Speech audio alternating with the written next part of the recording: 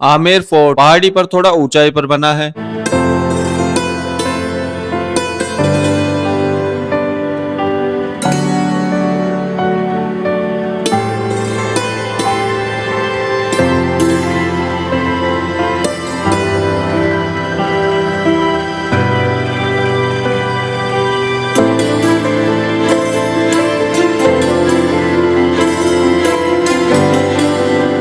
ऐसा किला जिसे बनने में ही 135 वर्ष लग गए। जयपुर शहर के पास आमेर की एक पहाड़ी पर स्थित आज का आमेर फोर्ट, जिसे बनने मात्र में ही 135 वर्षों का समय लग गया। इतना समय लगने के पीछे के कारणों में इसका इतिहास इसका सबसे बड़ा कारण रहा है, जिसकी वीडियो में आगे चर्चा करेंगे। लेकिन इससे पहले बात करेंगे इसकी पर्यटकों को अपनी ओर खींचने की खूबियों की। लाल मार्बल पत्थर से निर्मित और साथ ही राजपूती और मुगल वास्तुकला के मिश्रण से बने इस नायाब नमूने की खूबसूरती को निहारने 5 से 6 हजार पर्यटक रोज आते हैं और इन्हीं खूबियों की वजह से इसने जून 2013 में विश्व धरोहर की लिस्ट में अपनी जगह बनाई। किले की खूबसूरती को यूनिक बनाने का काम करती है इसकी अंदरूनी डिजाइन और सबसे खास शाम के समय में होने वाले लाइट एंड साउंड शो की, जो कि इसकी खूबसूरती में 4 चांद लगा देता है। तो आइए चलते हैं किले के अंदर और बारी बारी सारी जगहों को एक्सप्लोर करते हैं। महल के सामने ही कार पार्किंग की व्यवस्था की हुई है। आमेर महल में प्रवेश करने के लिए मुख्यतः 2 द्वार बने हैं, सूरजपोल द्वार और चांदपोल द्वार। हाथी पर सवार होकर आने वाले व पैदल चलकर आने वालों का प्रवेश सूरजपोल द्वार से होता है और दोनों द्वार जलेब चौक में खुलते हैं, जो कि महल का महत्वपूर्ण हिस्सा भी है, क्योंकि यहाँ राजा की सभाएं होती थी। चौक का एरिया काफी बड़ा है, यहाँ सैनिक व अन्य लोग सभा में इकट्ठा हुआ करते थे। जो ये आपको सामने दिख रहा है, ये है सूरजपोल गेट। इस गेट का इस्तेमाल केवल राजा के लिए होता था। जब राजा युद्ध जीत के आते थे तो इसी गेट से आते थे और हाथी पे चढ़ के आते थे।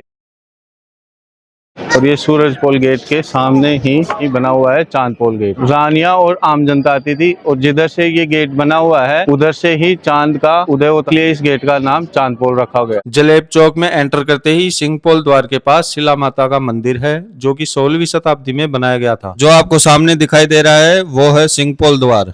इस द्वार के ऊपरी छत पर सैनिक रहा करते थे। अगर कोई भी दूसरी सेना यहाँ पे आक्रमण करती थी तो ऊपर के जो सैनिक है जो आक्रमण कर रही है सेना, उसके आधे सैनिकों को यहीं से खत्म किया जा सकता था और यहीं से सूचना देने के लिए दमदमा ढोल के बजाने के कारण यहाँ से संकेत वहाँ जयगढ़ में दिया जाता था और वहाँ से सैनिक को आने के लिए निमंत्रण भेजा जाता था एक कोड के थ्रू। तो इसलिए इसको सिंहपोल द्वार कहा गया है। चलिए अब चलते हैं सिंहपोल द्वार से महल के अंदर।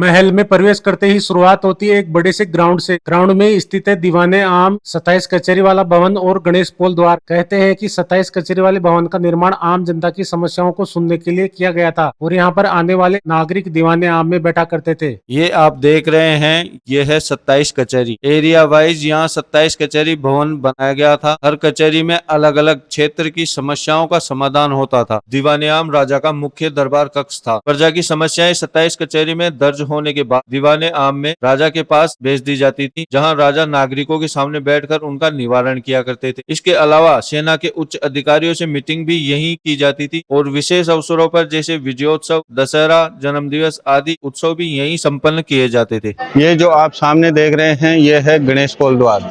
जब राजा कोई भी युद्ध जीत के आते थे तो यहीं से जाते थे विजय द्वार, गणेश पोल द्वार, इसीलिए विजय पोल द्वार भी इसी को बोलते हैं। गणेश पोल द्वार भी यही है। गणेश जी की प्रतिमा यहाँ पे दिख रही होगी और जो ये गेट पे आप पेंटिंग देख रहे हैं ये वेजिटेबल्स की पेंटिंग है, सब्जियों से बनाई गई हुई पेंटिंग है। काफी समय तक ऐसी की ऐसी रहती है, खराब नहीं होती और ये ठंडी भी रहती है। गणेश पोल द्वार में प्रवेश करने के बाद शुरू होता है महल का खास हिस्सा दीवाने खास। खास इसलिए क्योंकि यह क्षेत्र महाराजा महारानियों एवं उनके आने जाने वाले खास मेहमानों के लिए था। यहाँ पर सुख महल, दिल आराम बाग, शीश महल बने हुए हैं। इनके बारे में बात करने से पहले बात करते हैं एक विशेष विशेष घर हमाम स्नान घर के बारे में, जो कि गणेश पोल द्वार के दाईं तरफ बना हुआ है। हमाम एक तुर्की शब्द है जिसका मतलब होता है ऐसा स्नान घर जिसमें सभी प्रकार की व्यवस्थाएं की गई हो, गर्म पानी, ठंडे पानी, नहाने के बाद शरीर को सुखाना, चेंजिंग रूम इत्यादि। उस समय में गर्म पानी करने की टेक्नोलॉजी बिना किसी गीजर के वाकई काबिले तारीफ है। स्नान घर के बाहरी तरफ एक भट्टी बनी हुई है जिसमें लकड़ियों को जलाया जाता है तथा धुआं मिट्टी के बनाए गए पाइपों से महल से दूर निकल जाता था, महल की दीवारों को काला किए बिना। ये देखिए, इस पाइप से पानी इस टंकी में गिरता था। इस टंकी की दीवारें कॉपर की बनी हुई है तथा इन पर प्राकृतिक तत्वों की पॉलिश करी हुई है। ऐसी पॉलिश जो आज भी चमकदार है। जब टंकी के बाहर बनी भट्टी में लकड़ियां जलती थी तो टंकी की दीवारें गर्म होने की वजह से इसका पानी भी गर्म हो जाता था और टंकी में लगे अन्य पाइप के द्वारा इस दूसरे पत्थर के बने टब में गिरता था।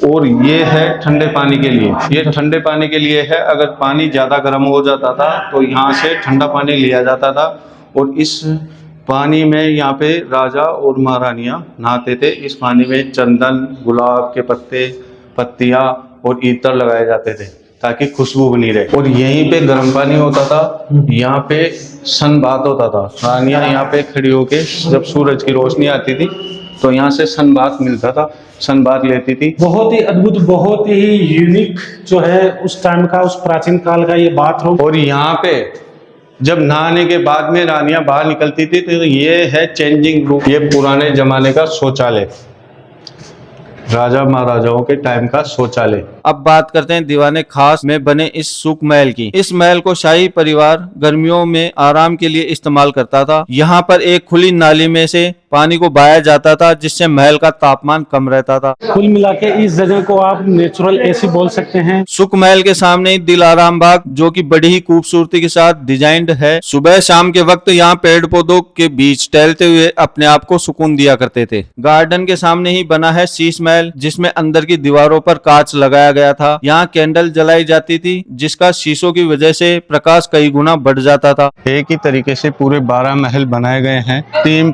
पूर्व साइड है, 3 पश्चिम साइड है, 3 उत्तर साइड है और 3 ही दक्षिण साइड है। और रानियां एक दूसरे के कमरों में नहीं जाया करती थी। रानियों को बातचीत करना होता था तो इसी जगह बीच में केवल रानियों के लिए था। पूर्व साइड से अगर रानी आती थी तो पूर्व साइड से ही इस हॉल में एंटर करती थी और जिस रानी से उसको बात करनी रहती थी उसी दिशा की रानियां उसी दिशा से यहाँ पे आके बैठा करती थी, बातचीत किया करती थी। और यहीं पे जोधा अकबर मूवी का एक फिल्म सीन भी किया गया है जिसमें ऋतिक रोशन कर्टन्स जो लगे हुए हैं, पर्दे लगे हुए थे, वो सीन इसमें दर्शाया गया है।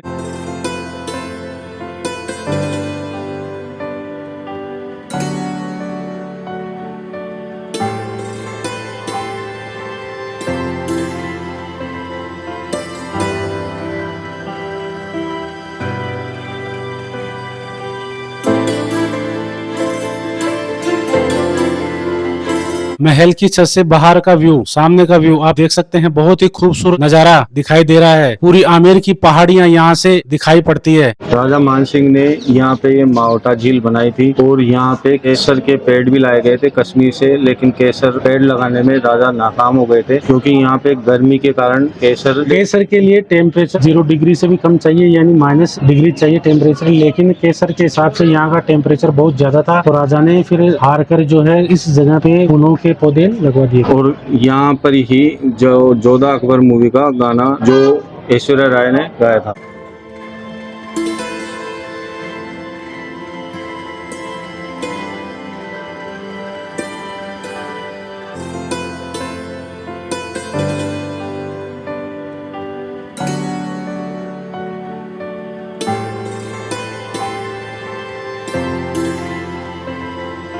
ये जो सामने दिख रहा है ये है जयगढ़ फोर्ट। ये यहाँ पे जो राजा के सैनिक रहते थे, कर्मचारी जो रहते थे, वो उनके रहने के लिए यहाँ पे ये कमरे बनाए गए हैं। ये आप देख रहे हैं, ये छत पे जो पानी भरता था बरसात का, ये जाने के लिए यहाँ पे जालियां लगाई गई है और ये जाके जो यहाँ पे कुंड था, पानी पीने के लिए कुंड बनाया गया था, उसमें जाता है। और आधी छत का पानी यहाँ से पहाड़ों का पानी जो मावटा झील है उसमें जाता था। पिछले हिस्से में ध्यान रखने के लिए यहाँ पे ये जाली जरोखे लगाए गए हैं। सैनिक यहाँ से पिछले हिस्से में देखते भी थे। और जयगढ़ किला जो है यहाँ से सीधा नजर आ रहा है। अगर कोई भी संकेत वहाँ से मिलता था उस हिसाब से काम करते थे। आपातकालीन स्थिति में ये जरोखे बड़े काम के थे। Where are you from? I'm from Spain. Hello. Spain? Yeah, my Hello. name is Aran. My name is Satish. Nice to meet you. How do you find it palace? Hi, if I like it, yeah, I'm really enjoying it. Yeah, I'm taking Enjoying. some pictures and yeah. How many times you came here before? It's my first time in India. You first time. Yes. Do you like Indian? Yeah, I'm really loving it. We've been here for 14 days and we Really? Yeah, we're gonna stay another 10 days more. Yeah. Oh. Okay. Okay. Thank you. Nice to meet you. Nice to meet you. Welcome to India.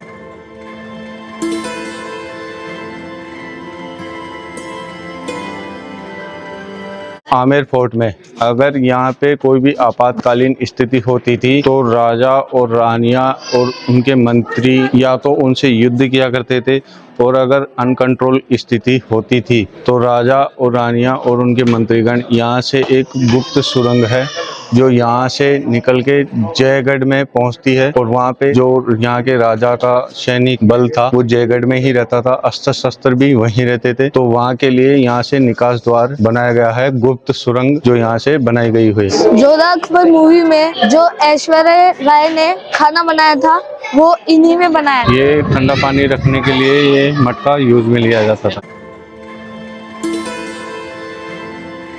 जो आपको सामने दिखाई दे रहा है पहाड़ के ऊपर वो है बद्रीनाथ जी मंदिर, भगवान विष्णु के अवतार। जब से ये फोर्ट बना हुआ है उसी टाइम का वो मंदिर है। और इसके नीचे आप जस्ट ये देख रहे हैं जिसमें गुम्बद बना हुआ है पीतल का, जिसमें गुम्बद लगा हुआ है ऊपर, वो है जगत शिरोमणि का। यहीं पे मीराबाई का जन्म हुआ था। यहाँ रात में साउंड और लाइट शो भी होता है। शो में महल की हिस्ट्री को क्लासिकल संगीत के साथ बताया जाता है। साथ में महल के बाहर और अंदर खूबसूरत लाइटिंग भी चल रही होती है जो कि देखने व सुनने पर बहुत ही रोचक लगती है। इसे देखने पर उस जमाने के लोगों के जीवन के बारे में पता चलता है। शो का चार्ज अलग से लिया जाता है। इंडियंस के लिए 250 रुपए और फॉरेनर के लिए 350 रुपए है। शो यहाँ प्रत्येक रात को आयोजित किया जाता है और ये 2 भाषाओं में किया जाता है, हिंदी व अंग्रेजी। पहले अंग्रेजी का होता है और बाद में हिंदी का। साल में महीनों के अनुसार शो की टाइमिंग भी अलग अलग होती है। मार्च से अप्रैल अंग्रेजी का समय शाम 7 से 8 बजे तक, हिंदी का 8 से 9 बजे तक। मई से सितंबर अंग्रेजी का 7:30 से 8:30 तक, हिंदी का 8:30 से 9:30 तक। अक्टूबर से